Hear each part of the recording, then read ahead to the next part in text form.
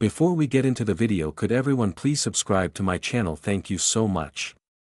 And a lovely woman alive briefly described a top-class blonde who took in a young girl left by her parents, unaware she carried a miracle he'd prayed for. The market buzzed with the coarse sounds of livestock, the clang of worn metal, and the scent of dust kicked up by boots that had walked too many miles.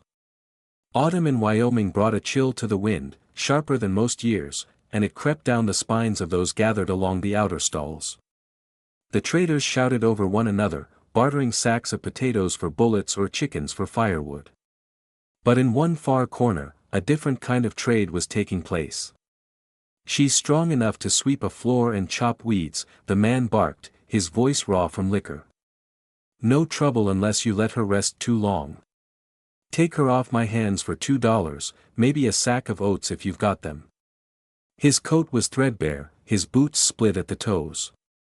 Next to him stood a girl wrapped in an oversized shawl, arms crossed tight around her chest.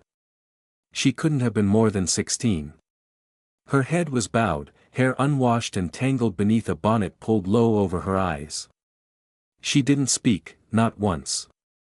She didn't plead or cry out or look for help, she only stared at the ground, hands twisting into the fabric of her skirt, clutching it like a lifeline. The man standing beside her, her father if the resemblance was any sign, shoved her forward. "She eats little, hardly says a word, won't be much bother." Some laughed. One man nudged another, whispering, "Looks like she broke already, that one's got no fire left." On the edge of the gathering crowd stood Reed Carson.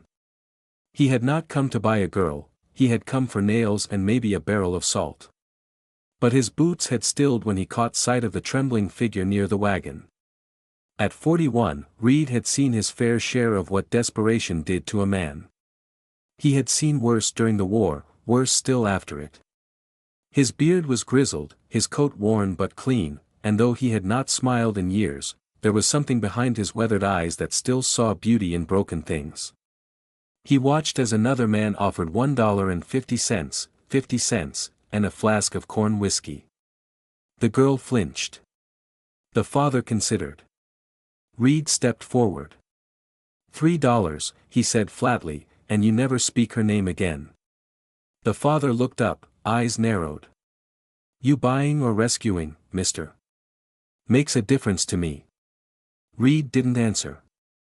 He pulled the coins from his pocket and dropped them into the man's cracked palm. The clink of metal was final. The man snorted, motioned to the girl without looking, and spat into the dirt. "She's yours now. May she do better by you."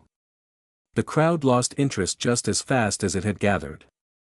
There was no violence, no protest, just the slow collapse of a girl's shoulders as she realized her fate had changed hands again. Reed turned to her. "Can you walk?" She nodded. "Then come." She hesitated, eyes flickering from his boots to his face. Reed pulled off his coat, a faded gray wool with stitched patches, and held it out. "You'll freeze before we get halfway up the ridge," he said. "Put this on." He reached for it with uncertain hands. The moment she touched it, she paused. Her fingers trembled as they ran over the lining, and then quietly, without a sound, she began to cry. It was not a loud cry, not a cry meant for attention. It was the kind of weeping born in silence, built in corners, and buried under years of being unseen.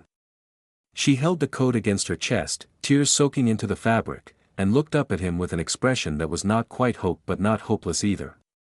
Reed said nothing, he only turned toward the wagon, motioning for her to follow. She climbed up beside him, still clutching the coat like it might vanish if she let go. As they rode north, away from the market and the whispers, away from the father who never looked back, the girl sat in silence, and Reed let her be. He did not ask her name, not yet. Names were earned where he came from, but in his mind, he called her the girl from nowhere. For the first time in a long while, Reed Carson felt the stirrings of something he had once buried deep beneath grief and pine soil.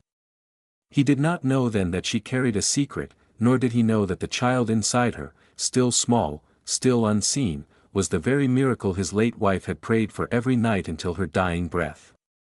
But he would learn, oh, he would learn. The wagon wheels creaked over frozen dirt, each turn echoing into the stillness of the woods. A bitter wind slid through the pine trees, shaking their needles with icy fingers. Reed held the reins steady, his eyes on the trail beside him. The girl wrapped his coat tighter around herself. She hadn't spoken since they left the market, not a question, not a thank you, only silence. Reed understood silence. The path twisted through evergreens dusted with frost. They crossed a narrow creek, its surface glazed in thin ice. The mare hesitated, hooves crunching until Reed murmured to her, and she stepped forward. The girl stared down into the cracked water, knuckles white where she gripped the wagon's side. "Gets colder the farther up we go," Reed said after a while, his voice low. "Wind rolls off the ridge like it's got a mean streak." She gave no answer. He glanced at her, then added, "You don't have to talk, not until you want to. I'll call you kid for now." She didn't reply, but her shoulders eased just slightly. That was enough. By the time they reached the clearing, the sun had fallen behind the ridge. The cabin sat between aspens and dense pine, its roof bowed slightly with time. Smoke trickled from the chimney, the porch slanted, but the windows were clean, a home built by a man who had nothing else to build for but the days ahead. Reed brought the wagon to a halt and climbed down. He offered his hand, she hesitated, then took it. Her fingers were cold, too thin. He helped her up the steps and pushed open the door. Warmth greeted them, pine heat, soft and dry. The cast iron stove glowed, filling the room with a low hum. It smelled of ash and herbs. The walls were bare except for a single framed photo above the hearth, a woman's face smiling. Reed's wife, her name hadn't been spoken in years. The girl paused in the doorway. Reed moved ahead, removed his coat, and went to the stove. He ladled soup from a kettle and poured it into a clay bowl, then set it on the table and pulled out a chair. "Sit," he said. She did, slowly. He didn't ask who she was, didn't ask why. He simply pushed the bowl toward her. "Venison and potatoes. Bit bland. You'll eat better once you learn to cook it yourself." She lifted the spoon with both hands, trembling slightly. As the first sip touched her tongue, she closed her eyes. Reed leaned against the counter, watching as the wind rattled the windows. Then, without turning, he said, "There's a cot in the back, clean blanket, firewood stacked. If you need to wash, I'll heat water." He hesitated, then added, "And don't worry about staying quiet. Nobody here hits you for silence." She froze, her spoon stopped. Her eyes met his. He said nothing else, just walked to the stove, stirred the fire, and closed the door. Outside, the wind howled through the trees, inside, something gentler stirred. She finished the bowl slowly. Her eyes drifted to the photo above the fireplace, studying the woman's kind smile. She didn't ask who she was, Reed didn't offer names. Those could come later. For now, there was warmth, a bowl of soup, a place to sit, and a man who didn't demand answers. It wasn't much, but to her, it was everything. And in the quiet, something began to shift, something small, flickering but real. The kind of warmth that could outlast winter. The days settled into a quiet rhythm, broken only by the crackle of firewood and the occasional rustle of pine needles brushing against the cabin walls. Reed rarely spoke unless there was a reason, and the girl, still nameless to him, did not seem to mind.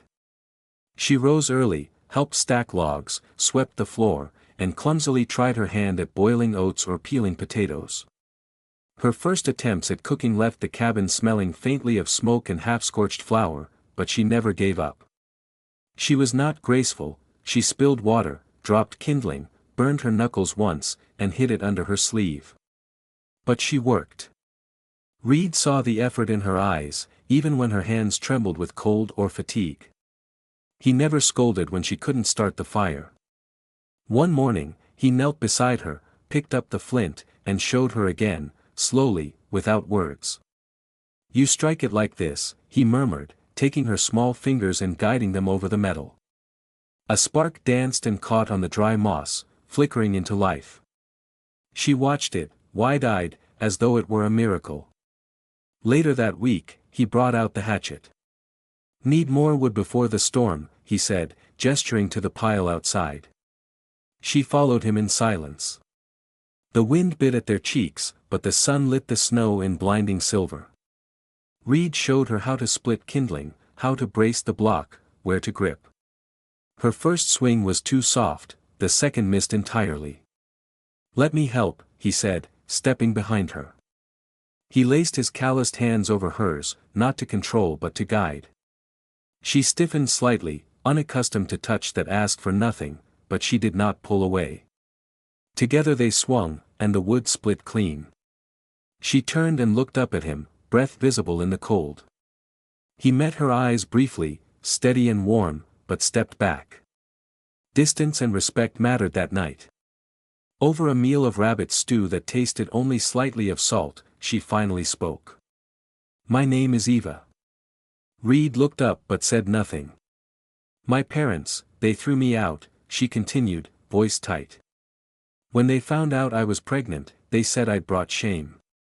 But when they tried to sell me, they told me no one would buy a girl carrying someone else's mistake. She laughed softly, bitterly. I guess they figured silence made me more marketable. She looked at him then, as if bracing for judgment. Reed set down his spoon. The fire crackled in the hearth, shadows dancing along the cabin walls. For a long moment, he said nothing. Then he stood, walked to the hooks near the door, pulled down his coat, and disappeared outside. Eva sat alone at the table, hands clenched, breath shallow. She waited. 5 minutes passed, then 10. Then the door opened again. Reed stepped in, snow melting from his boots, and walked to the table. In his hands was a cloth sack. He set it down in front of her. Rice, oats, lentils, he said simply. Enough for 2 till spring. Eva stared at the bag, then at him. He met her gaze with quiet certainty. You're not alone now. Tears welled up, but she blinked them back. No sobbing, no dramatics, just the slow return of something long buried, dignity. He nodded once firmly. Thank you. Reed returned to his bowl, sat down, and resumed eating. No further words were needed. Outside, the wind began to howl. Winter was coming fast, but inside that cabin, for the first time since the girl had arrived, there was more than warmth in the fire, there was room for 2. Winter came without mercy. The pines bent under the weight of fresh snow, and the world turned a deep, unrelenting white. Each morning, Reed rose early to break the ice on the water barrel and haul in firewood. Eva, slower now, moved with her hands pressed against her growing belly. Her energy waned, and her steps shortened.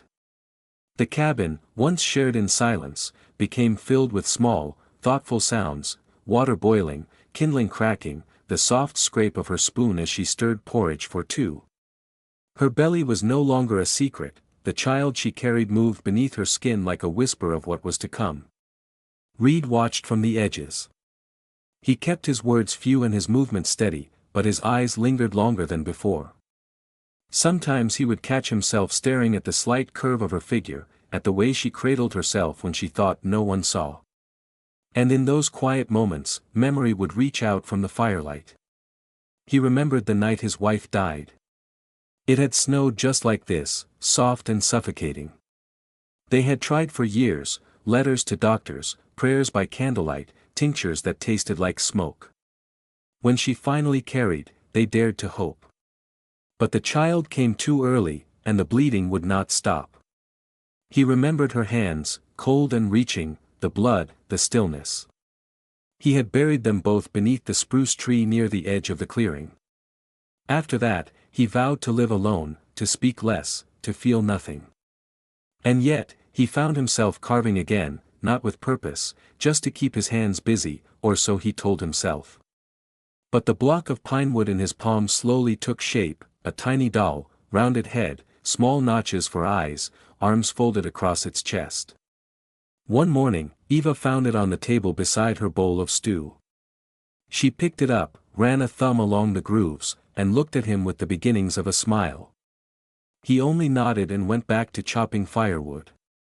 Later that week, he fixed the back door to her room, patching the warped frame with new boards and sealing the cracks with wool. He said it was for the draft, but when Eva touched the wall that night, it was warm for the first time. One evening, after a long day of snow and silence, Reed sat alone beside the fire. He held a threadbare wool sweater in his lap, his wife's, soft with age and memory. The sleeves had torn, the hem unraveled, but he threaded the needle anyway, clumsily at first, then with care. He stitched each seam, reinforced the cuffs, folded it neatly. The blue wool still held her scent, faint but real. When Eva came in from the outhouse later that night, it was waiting for her on her bed. She stopped in the doorway, staring. Her hand went to her mouth. She stepped forward, picked up the sweater, and sank down onto the edge of the mattress. She pressed it to her chest, burying her face in the fabric. Then the tears came. They were not the tears of shame or fear, these were tears of release. "I thought," she whispered, her voice cracking, "I thought I would give birth out here alone, that no one would care if I lived or died." Reed stood in the hallway, unseen, unmoving, but he heard every word. He did not go to her, instead, he turned away and added another log to the fire. He watched the flames climb higher, and in their light, he saw that some promises, like the ones made in grief, were never meant to last. Eva gathered thick along the ridgelines, muffling sound and movement. She moved slowly now, her body full with child, her steps careful. Reed chopped wood each morning, stacking it high. Eva stayed near the fire, knitting blankets and tiny socks from scraps, little hopes made by hand. One morning, with frost still clinging to the window panes and the sky a dull gray, the sharp sound of hooves broke the calm. Reed, sharpening a blade near the hearth, set it down and went to the door. Through the frosted glass, he saw a man on horseback ride into the clearing, tall in the saddle, coat too fine for wilderness. His face was shaded beneath a trimmed felt hat. The rider dismounted and walked to the door with the arrogance of someone used to taking what he wanted. He knocked 3 sharp raps. Reed opened the door. "You Reed Carr, son?" the man asked, adjusting his gloves. "Jeremiah Boone. I'm here to speak with the girl." Reed's eyes narrowed. "What for?" Jeremiah smirked. "Just checking in. Word is she's been living up here. Thought I might have a right to know." "What kind of right?" Jeremiah's voice dropped, slick with implication. "Blood." Before Reed could respond, Ava's voice came from behind him, sharp and clear. "I'll speak to him." She stepped out, wrapped in the patched sweater Reed had mended, arms folded over her belly. Her walk was slow but firm as she came to stand beside Reed. Jeremiah's smirk faltered. "Eva, you look well." She said nothing. He gestured at her belly. "Heard you were still alive and expecting. Thought maybe I should do the right thing. Maybe be in the kid's life." Her eyes flashed. "You watched my father throw me out and said nothing. You turned away when I needed you. It wasn't like that." "It was exactly like that." He raised his hands. "I just want to be part of the child's life. He's my son." "You don't get to call him that," Eva snapped. "You gave up that right the day you walked away. You didn't ask if I was safe. You didn't help. And now you think you can claim something just because it's convenient." He opened his mouth, but she cut him off. "You think blood makes a father?" she asked, stepping forward, one hand on her belly. "This child is more than flesh. He's the one thing I thought I'd never be allowed to keep." Jeremiah's face hardened. "He's still mine." "No," Eva said, voice rising. "He isn't. A father stays. A father doesn't run." She turned to Reed, her voice breaking. This child already has a father, one who gave us warmth, safety, and a home without asking for anything in return. She looked back at Jeremiah. My son has a father, and it isn't you. Reed hadn't moved, but now he stepped forward and laid his hand on Eva's shoulder, a quiet gesture but one that spoke everything. Jeremiah's face turned red, jaw tight. For a second, Reed thought he might strike, but then the man turned, fists clenched, and walked to his horse. He rode off without a word, without a glance back. Eva stood still, breathing hard, one hand over the baby who shifted softly inside her. Reed didn't speak, he didn't need to. Inside the cabin, the fire burned strong and something stronger still, an unbreakable bond born not from blood but from choice. The fever came quietly, riding on a breath of wind that slipped in through the cracked windows and settled in Eva's bones. At first, she simply moved slower, her cheeks pale, her voice softer. But by nightfall, she was shivering uncontrollably, teeth chattering as she lay curled beneath every quilt Reed could find. He sat beside her bed, a bowl of steaming water on the table, cloth draped across her forehead. The fire roared, but the cold inside her would not yield. Her skin burned with heat and ice at once. Reed knew that feeling, he had seen it before, had watched helplessly as it stole warmth from the woman he loved. Not again. He went to the cabinet beside the hearth, fingers fumbling through the small wooden drawers. Boxes lined in dust. At last, he found the bundle of dried roots crushed. Angelica, white pine bark, and meadow. His wife had used them when the fevers came, whispering prayers as she stirred. He did not pray now, but he ground the herbs, steeped them in boiling water, and coaxed Eva to drink with a tenderness that surprised even himself. You need to sweat it out, he muttered, brushing hair from her damp brow. Stay with me now. All through the night, he changed the cloth on her forehead, added logs to the fire, and held her hand as her breaths grew shallow, then strong again. When the fever finally broke near dawn, Eva opened her eyes and blinked at the flickering light. You're still here, she rasped. Reed gave a half smile. Didn't have plans to go anywhere. Her lips quivered. I didn't think someone like me, someone used and left, could be worth this much care. Reed looked at her for a long moment, then stood and walked to the tall chest at the far end of the room. He knelt, pulled open the bottom drawer, and reached inside. When he returned, he held a small leather-bound journal, worn soft by time. He placed it in her hands. My wife's, he said simply. She wrote in it most nights, never showed it to anyone, but I figure she'd want you to read it now. Eva opened the first page with trembling fingers. The ink was faded, but the handwriting was elegant, looping. She began to read in a whisper, If I could hold a child of my own, I think I would cry every day for a year, not for sorrow, but because I would finally know what it means to be full. A tear slid down Eva's cheek.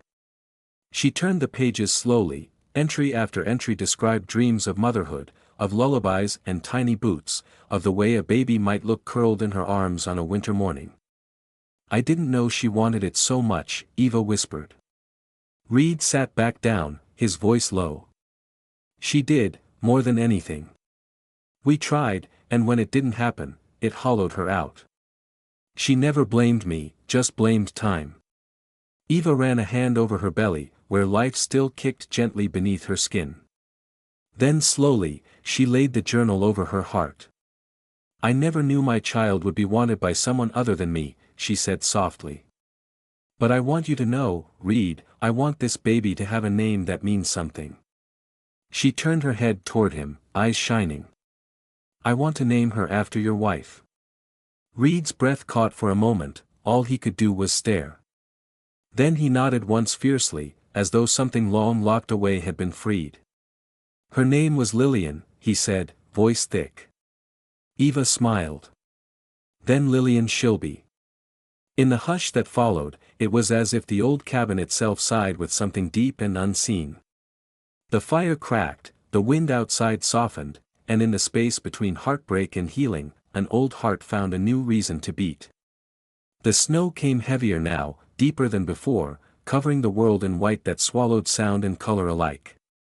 Reed kept a shovel near the front door, using it daily just to carve a path through the thick drifts. He chopped wood by the hour, his hands raw and splintered, but the house remained warm and safe. Eva's belly had grown full and round as a winter moon. She moved slower, her breath shorter, and sometimes he would find her staring out the window with a look of quiet dread. She never said it aloud, but Reed knew she was afraid. He remembered that fear, he had seen it in Lillian's eyes too, just days before the end. Now, with each passing hour, Eva's unease grew. Reed said little, but he did more than speak. Eva could. He boiled water, gathered cloth, dried herbs for pain and fever. He lined drawers with swaddling blankets she had knitted. He made a cradle from pine, carved it with her favorite flowers, and placed it by the hearth. Every step was precise, deliberate, a man building a sanctuary with his hands.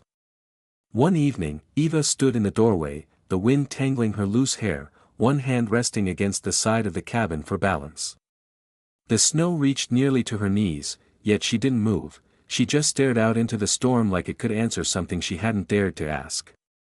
Reed came to her quietly. "You shouldn't be out in this," he said. Eva turned her face to him, eyes soft but stormy. "I needed air." She looked down at her belly, then up again, her voice wavering. "I've been thinking. When the baby comes, if I want to leave after, will you stop me?" The question sat heavy in the space between them. Reed didn't answer at first, he looked past her at the endless drift of white and the trees bowing beneath the cold.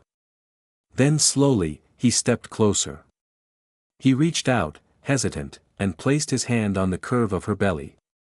The warmth of life pulsed beneath his fingers. The child moved as if to greet him. His voice broke as he spoke. "You don't need to run," he said. "You and this child, you're the reason I came back to life." Eva blinked. "I don't understand." "I buried my wife in the snow out there," he said, nodding toward the grove, "and when I did, I buried everything else with her, laughter, hope, even God." Maybe his eyes found hers. "Then one day, I walked into a market and saw a girl being treated like a mule, and I saw something in her eyes, something that looked too much like what I used to see in my own." He swallowed hard. "I didn't save you because I wanted to be some kind of hero, Eva. I saved you because I didn't want to be dead anymore." The tears came quietly to her eyes, but she did not look away. "And this baby," he continued, his hand still resting gently over her womb, "this baby isn't a burden. She's not a mistake. She's a second chance." He stepped back then, just enough to give her breath. "If you still want to leave after she's born, I won't stop you," he said. "But you need to know you have a home here, a family, and no one's going to chase you out again." Eva looked at him, and in her eyes bloomed something stronger than fear. Trust. She stepped forward and leaned into him, resting her forehead against his chest. "I never had someone say that to me," she whispered. "Not in all the years I was told I was trouble, not when I was sold, not when I was left." Reed wrapped his arms around her carefully, as if she might break. "You're not trouble," he murmured. "You're a blessing, both of you." Outside, the wind moaned through the trees, but inside, the world held still in that hush between snowfall and silence, between heartache and healing. Two people stood in the doorway of something neither of them had dared to hope for, and the child in Eva's womb stirred again, alive, waiting, ready. The storm came without mercy. Wind screamed across the mountains, slamming into the cabin with fists of snow and ice. The fire blazed high, shadows dancing madly along the walls. Inside, Reed moved with urgency, stoking the flames, heating water, spreading clean cloths across the table. Eva's cries echoed through the small space, sharp, strained, cracking with both pain and determination. She was on the cot, her face pale, hair soaked with sweat. Her hands gripped the edges of the blanket as another wave of agony rolled through her. Reed was beside her, kneeling, heart pounding harder than it ever had, even in battle. He had seen death before, he had watched his wife fade away while he held her hand and could do nothing to stop it. But not this time. This time he would fight. "You're doing fine," he said, his voice shaking. "You're strong, Eva. You've got this." She gritted her teeth and screamed again, tears spilling from her eyes. "I can't."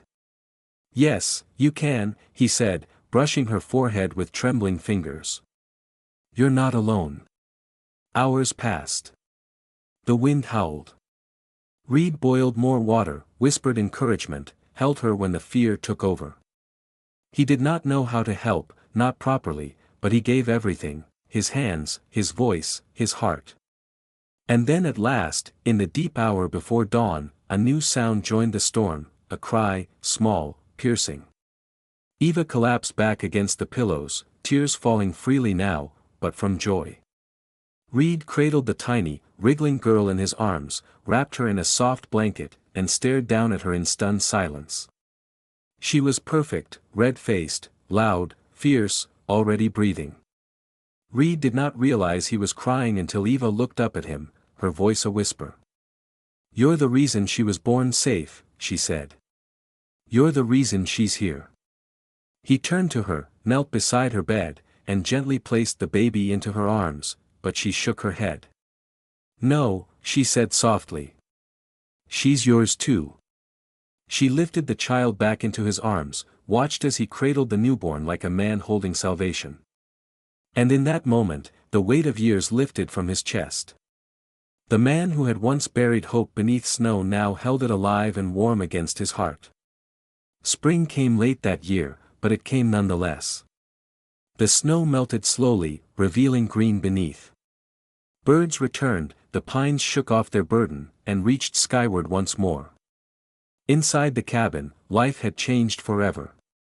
At the table by the window sat three figures, Eva, glowing with quiet strength, Reed, older but softened.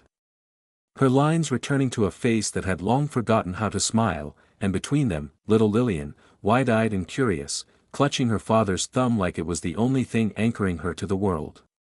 Each night they shared meals, stories, and silence that no longer felt empty. Each morning they woke to the sound of birds and the soft babble of a child discovering her voice. They were not bound by blood, they were bound by something stronger. 5 years passed. The town of Willow Creek hosted its spring festival beneath blooming apple trees and banners swaying in the breeze. Children ran between booths, their laughter ringing like music. Couples danced, neighbors exchanged news. Among them walked a family hand in hand, faces known now to every heart in the valley, Eva Carson, Reed Carson, and their daughter Hope. She wore a yellow dress with ribbons in her braids and called out "PH" every time she found something new, flowers, pastries, a goat with a silly hat. Reed lifted her into his arms with practiced ease, kissed her forehead, and let her sit on his shoulders as they made their way through the crowd. 2 older women on a bench watched them pass. "Isn't that the girl from years back?" one whispered. "The nameless one, the one they said was sold." The other shook her head. "No, that's Eva Carson, she's his wife now, and that little girl is their daughter, Hope." Back at the church that summer, Reed and Eva opened a small school for children without parents. They used the same table he had once prepared medicine on. Hope sat proudly on his knee, reciting letters while the other children watched. She never hesitated to call him Pa, never questioned whether the world saw her as his or not. It was truth enough for her. And then one day, many years later, that same little girl, now grown, now strong, now speaking in her own voice, sat down to write her words. They would echo what had been lived quietly, without ceremony. "I do not share his blood, I do not carry his name by birth. But from his hands, I learned kindness. From his eyes, I learned courage. And from his silence, I learned how to listen for love. He is my father, my mother is the miracle, and I am the proof that something beautiful can grow from what the world tried to throw away." Hope Carson closed her journal, looked out over the land her parents had tended with sweat and memory, and smiled. Love, she knew now, did not need to be claimed by blood, it simply needed to be chosen, and they had chosen each other every single day. And so, in a land shaped by storms and silence, where pain often outlived hope, one man's quiet act of mercy and one girl's will to survive built something no one expected, a family, not by blood but by choice, not by fate but by love. If this story touched your heart, don't forget to like, share, and subscribe to Wild West Love Stories, where every tale reminds us that even in the dust and danger of the frontier, love can still rise, unexpected, unbroken, and unforgettable, where bullets missed but hearts didn't. IBE now, and we'll see you on the next ride.